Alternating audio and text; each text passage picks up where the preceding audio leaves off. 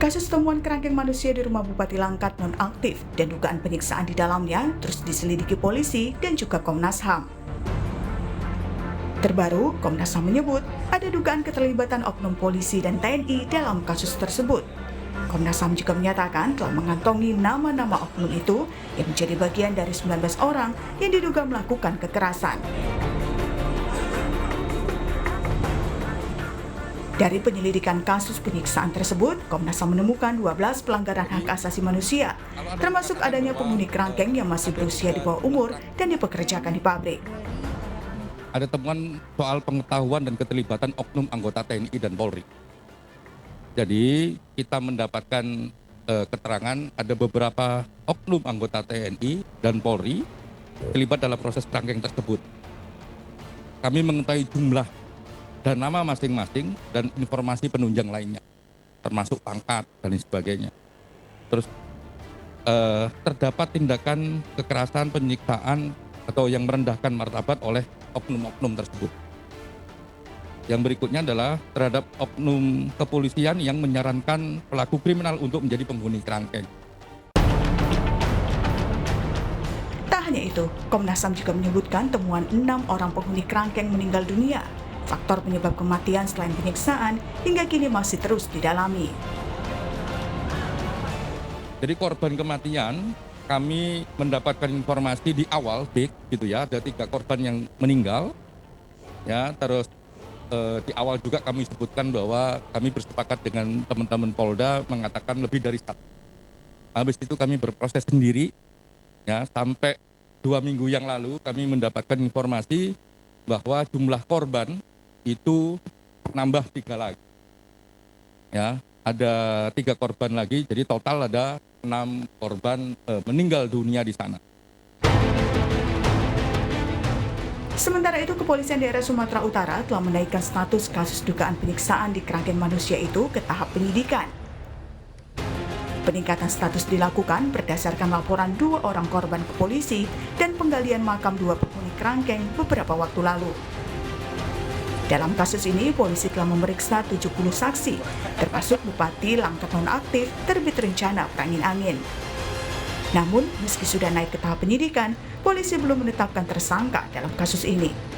Sudah menaikkan status penyelidikan terkait dengan kasus kerangkeng Bupati Langkat nonaktif ke tahap penyidikan. Ini berdasarkan hasil gelar perkara yang dilakukan oleh penyidik di Treskrim yang didasari atas 2 laporan polisi.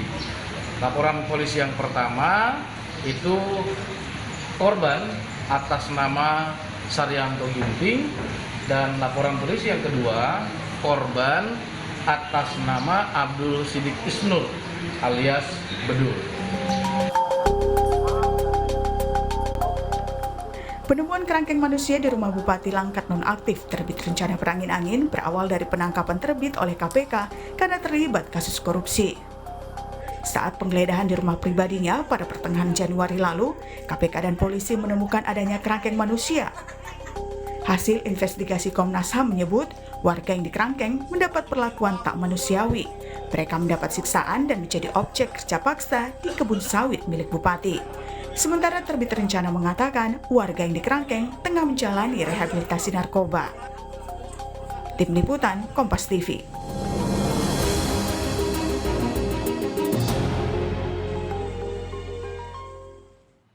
Dugaan keterlibatan oknum TNI dan Polri dalam kasus dugaan penyiksaan terkait kerangkeng manusia di rumah Bupati Langkat diungkap oleh Komnas HAM. Komnas HAM menyebut oknum ini menjadi bagian dari 19 orang yang diduga menjadi pelaku penyiksaan para penghuni kerangkeng. Kami akan membahas temuan ini bersama sejumlah narasumber. Yang pertama ada Komisioner Komnas HAM, Mas Khairul Anam, ada Ketua Harian Kompolnas, Pak Beni Mamoto, dan anggota Komisi 3 DPR RI, Mas Taufik Basari. Selamat pagi, Mas Tobas, Pak Beni, dan juga Mas Khairul. Selamat pagi semua, salam sehat selalu. Salam sehat juga untuk Anda semua. Mas Khairul, saya ke temuan dari Komnas HAM terlebih dahulu. 12 poin pelanggaran HAM di sini apa saja sebenarnya ini yang ditemui oleh Komnas HAM? Ya, yang paling menonjol memang soal penyiksaan ya, perlakuan kejam yang lain dan merendahkan martabat, selain hak kesehatan, rasa keadilan, termasuk juga terbebas dari kerja paksa maupun terbebas dari perbudakan. Itu di antara 12. Perlu saya jelaskan begini kasus ini sebenarnya. Kasus ini bisa kita ungkap cukup detail itu karena memang ada kerjasama yang baik antara Komnas HAM dengan Polda Sumatera Utara.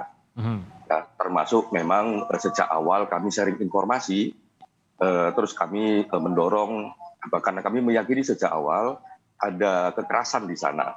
Ya, ketika kami hari pertama saya datang dengan tim, itu bersama-sama Pak Kapolda dan jajarannya datang ke Krangkeng dan lain sebagainya di lokasi sana, dan kami menemukan satu video sebenarnya.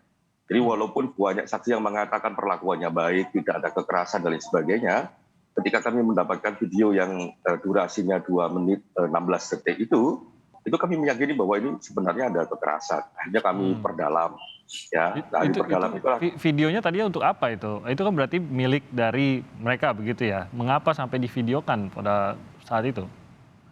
Bukan, itu video yang didapat oleh teman-teman kepolisian yang waktu itu membantu KPK. Yang viral cuma 5 detik, tapi yang kami dapatkan 2 menit 16 detik.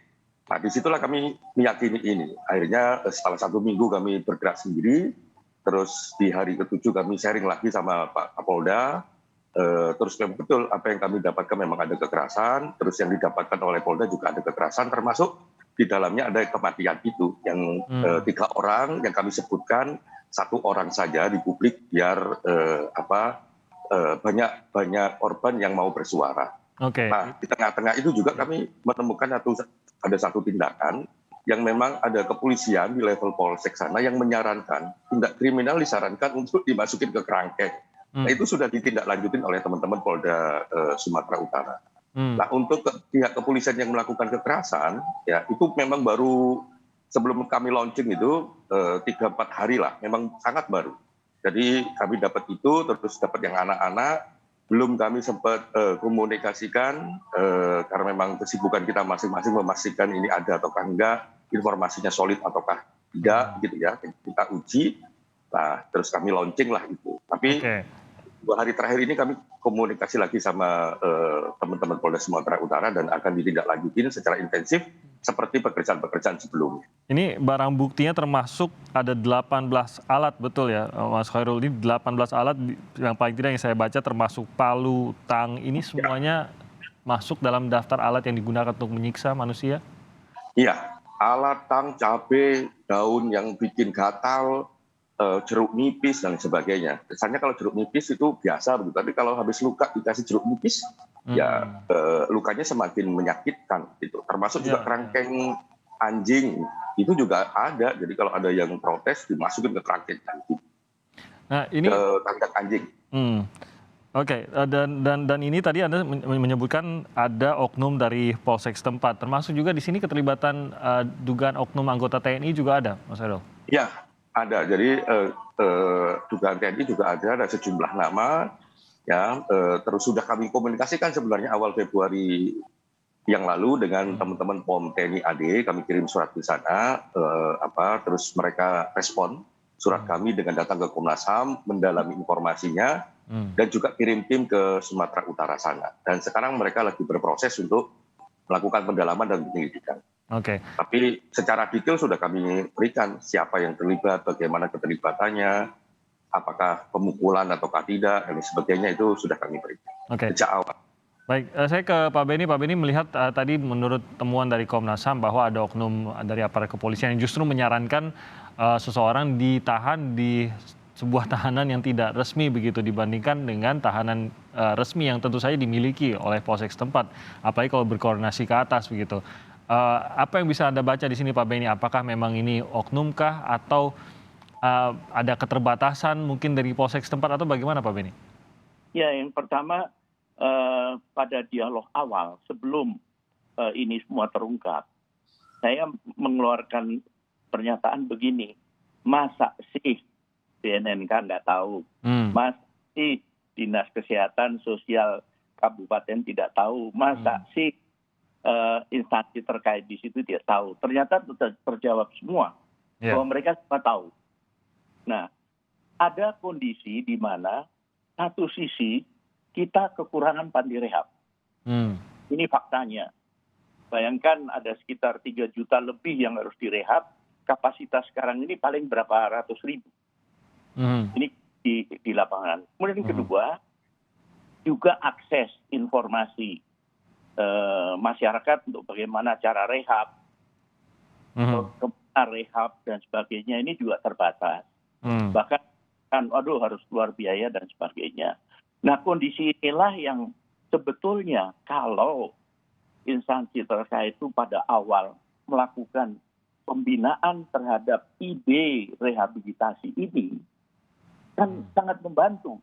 Biaya semua dikeluarkan oleh bupati, ya kan, tinggal dikoordinasikan, menyusun program dan sebagainya, pengawasannya sebagainya, itu bisa. Kemudian yang kedua, saya ingin jelaskan bahwa dalam rehabilitasi ada program pasca rehab. Pasca rehab itu mereka dipekerjakan. Ada yang pendekatannya alam, ya, di Lampung, ada yang pendekatannya laut dan sebagainya.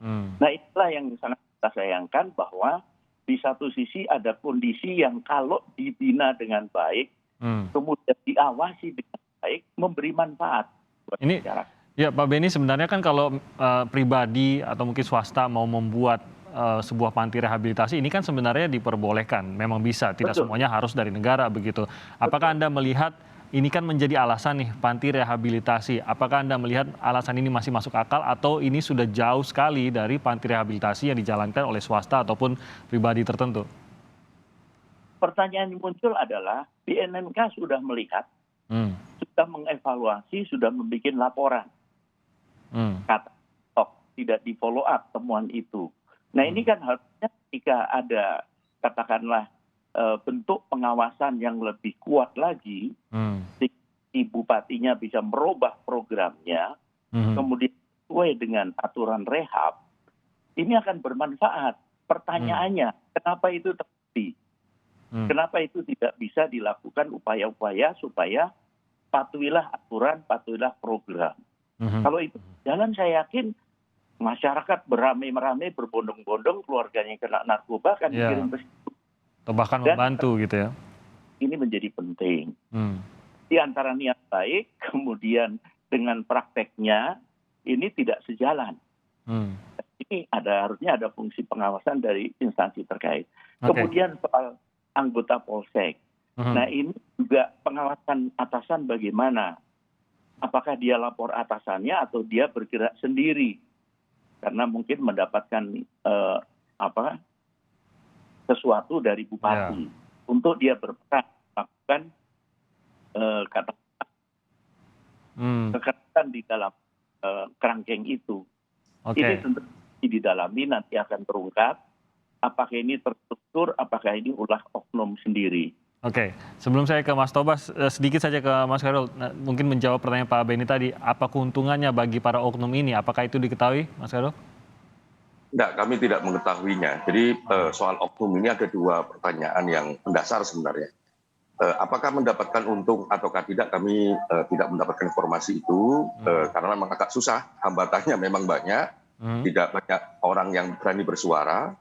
Yang kedua, apakah ini juga terkait dengan kematian dari 3 yang sudah ada informasi yang sangat solid, 3 lagi belum terlalu mendalam. Apakah ada kaitannya? Itu juga nggak kami dapatkan.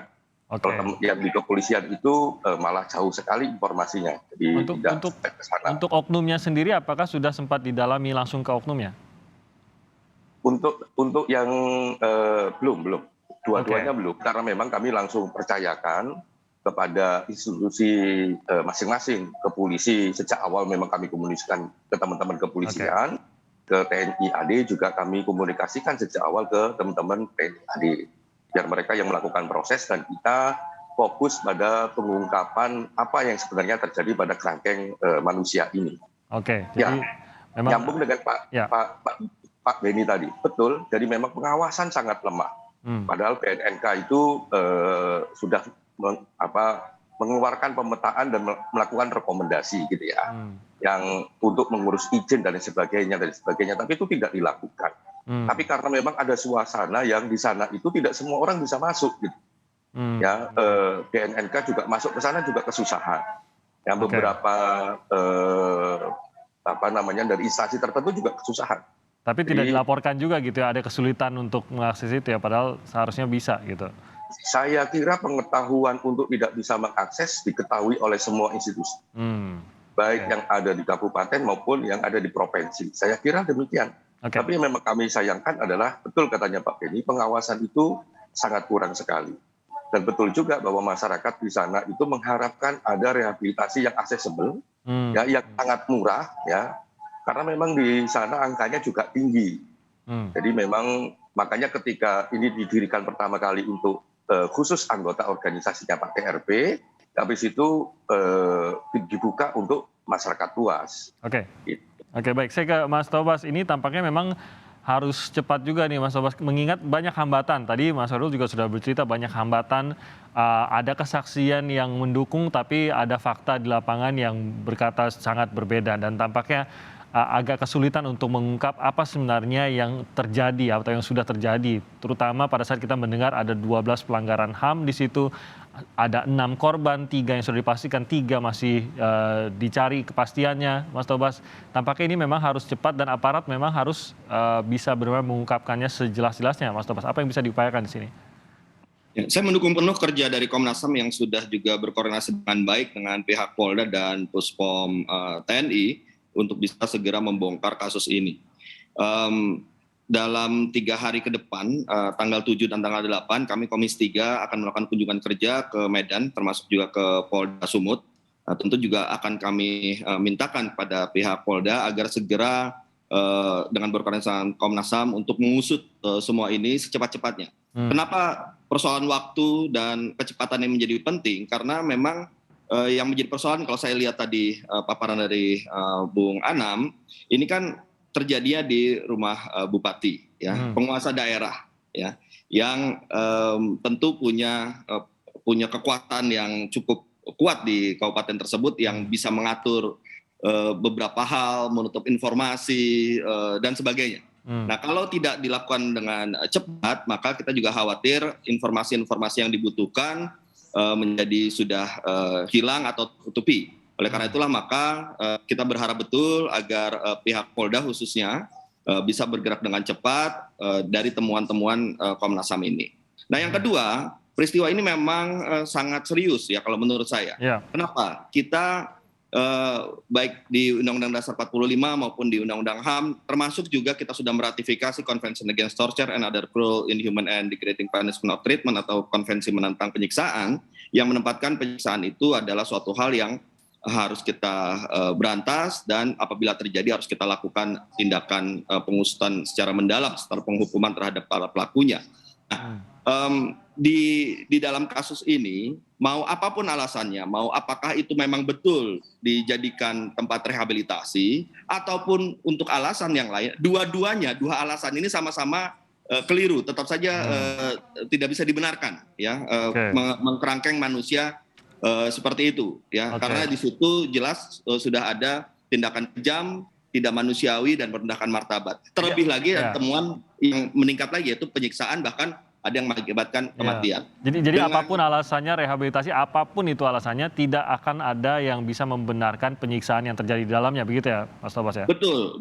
Apapun alasannya, dengan menempatkan orang dalam kerangkeng dalam kondisi seperti itu saja, apapun alasannya tadi itu sudah keliru. Karena itulah maka harus memang kita tindak lanjuti dengan serius, termasuk juga dengan pengusutan proses hukum yang dilakukan oleh Polda Sumut, yang tentunya juga dengan koordinasi dari temuan hasil kerja dari Komnas HAM. Dengan kesulitan yang ditemui oleh Komnas HAM maupun aparat lainnya, tadi banyak yang tidak berani bicara. Ini kan setidaknya apakah tidak ini menunjukkan bahwa ada yang Anda sebutkan tadi, mungkin ada pengaruh, ada kekuasaan yang masih bermain di sini dalam membungkam beberapa orang. Bagaimana mendobrak ini agar kita benar-benar bisa mendapatkan informasi sebenar-benarnya, agar aparat bisa mendapatkan informasi sebenar-benarnya tentang apa yang terjadi, penyiksaan seperti apa yang sudah dilakukan di sini?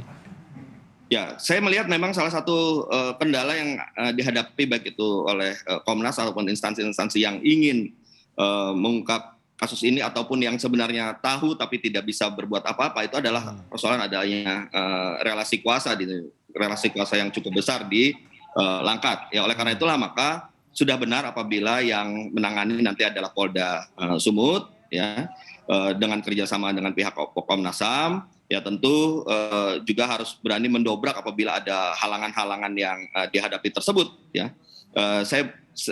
Dan dalam keadaan seperti ini yang kita sudah terbuka, sudah ada tadi paparan dari Komnas HAM hasil temuannya, saya juga berharap pihak-pihak yang ada di Langkat pun, baik itu BNNK ataupun Dinas Kesehatan di Langkat, ya mereka juga harus bekerja sama memfasilitasi dengan Komnas HAM dan Polda Sumut ini ya. Mereka harus berani juga. Ini sekarang sudah terbuka semua ya paparkan apa adanya demi kebenaran yang terungkap. Oke, kita masih akan lanjutkan lagi perbincangan ini usai jeda. Tetap bersama kami di Sapa Indonesia Pagi.